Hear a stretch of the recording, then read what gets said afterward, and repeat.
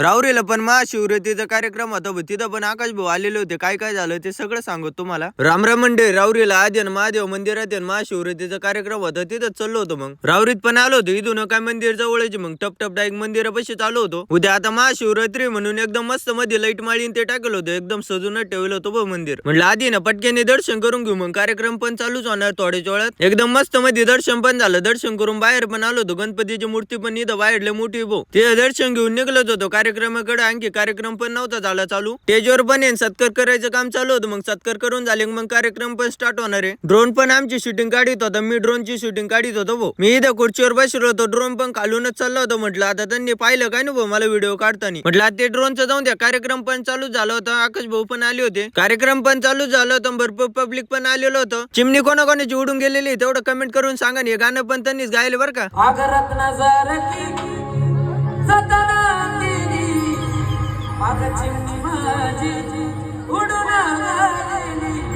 तेच गाणं नाही तर बरेचसे गाणे त्यांनी बनवलेले आहेत. हे गाणं तर सगळे फेमस झालेले ते ऐका बरं पहिलं.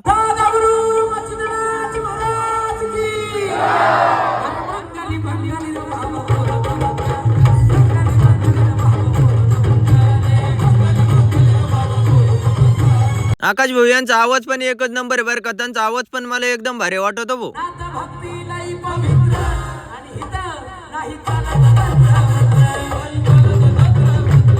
कार्यक्रम तर एकच नंबर झाला बरं का. वैजनाथ मित्रमंडळ एकच नंबर कार्यक्रम केला भाऊ तुम्ही.